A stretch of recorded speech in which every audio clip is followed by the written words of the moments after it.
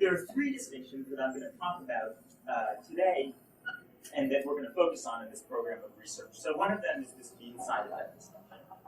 Another is the distinction between actions and omissions. So most people judge that it's worse to actively cause harm to someone, for instance, by throwing them in the water to drown, than to merely allow somebody to be harmed.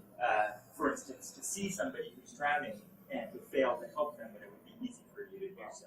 And finally, although I won't say very much about it in this talk, part of the program of research is to look at the contact-non-contact distinction. Most people judge that it's worse to cause harm with direct physical contact than to cause equivalent harm without coming into physical contact with your victim. First of all, when we make intuitive judgments, automatic intuitive moral judgments, where do moral distinctions like these come from? What are their psychological origins? Then secondly, how do these intuitive moral judgments ultimately give rise to the sorts of explicit principles used by philosophers like Aquinas and Kant and policymakers like Bush? And then finally, once we have an explicit, articulable version of a moral principle, what role does that play in our subsequent judgments of particular cases explained? We can begin by locating regions in the brain that are sensitive to the causal action-omission distinction. The way that we do this is to bring subjects into an fMRI scanner and show them events like the sport of curling, where either a consequence is brought about through an action or a consequence is merely allowed to occur. And then contrast the levels of activity across the brain in each of those two conditions, trying to locate the specific areas in the brain that respond more to actions than omissions when making causal judgments. So far I've been focusing on this question of where distinctions like these come from in our automatic, intuitive moral judgments. Now I want to turn to the question of how we can construct explicit moral principles and use those principles based on these kinds of distinctions. And the way that I'm going to do that, I'm going to highlight as a case study the mean-side effect distinction, which, as you'll recall, is the distinction between causing harm essentially as collateral damage versus using harm as a means to your end. Right? And here's the methodology we can use to do that. We start by having them make judgments in these cases. Based on previous research, we know that they're going to have an intuitive response to these cases, and at some, what I'm going to call a baseline level, they're going to draw the action-omission distinction, the mean-side effect distinction in their moral judgments. Okay, then we're going to ask them to justify why it is that some of these cases they said were worse than others, right? And again, based on previous research, we know that at least two things are going to happen. Some subjects are going to be able to articulate an explicit principle that accounts for this pattern of judgment.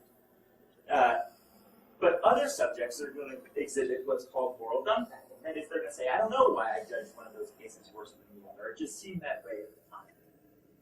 So critically, now we can ask them to make a new set of judgments about cases that also depend on the mean-side effect distinction. And we can see whether their baseline use of the distinction changes at all. So for folks who are able to articulate an explicit version of the moral principle, we predict that they now show greater use of the distinction, because not only are they having an intuitive response, they also have a principle that dictates what their response should be in this type of a situation. So by comparing the responses to those people who have the principle and those people who don't have the principle at the end of the experiment, we can show that principles actually are being used and can change the way that we make moral judgments.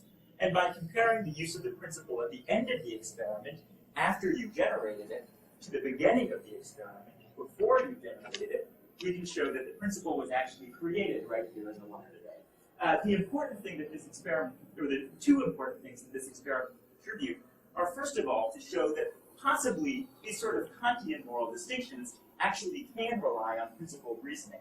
And secondly, to give us an account of the creation of principles in the first place. Right? In particular, created from the intuitive judgments that we made previously. So this brings me to the third and final experiment. What we're going to do is use the same methodology from experiment 2, but we're going to run it in the scanner. And our prediction is that in the beginning, when people are making intuitive judgments about these sorts of cases, they'll be relying on medial prefrontal cortex, just like Josh has demonstrated before.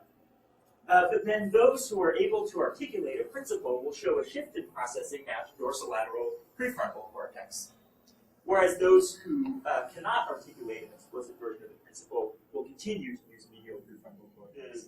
The psychological origins of these moral distinctions are ultimately in mechanisms that we use to understand actions and events in the world, that these give rise to intuitive responses to individual cases, and that then ordinary people engage in the same types of processes that philosophers do. That is, they can create moral principles on the basis of their own intuitions, and then ultimately use those moral principles to judge future relevantly similar cases.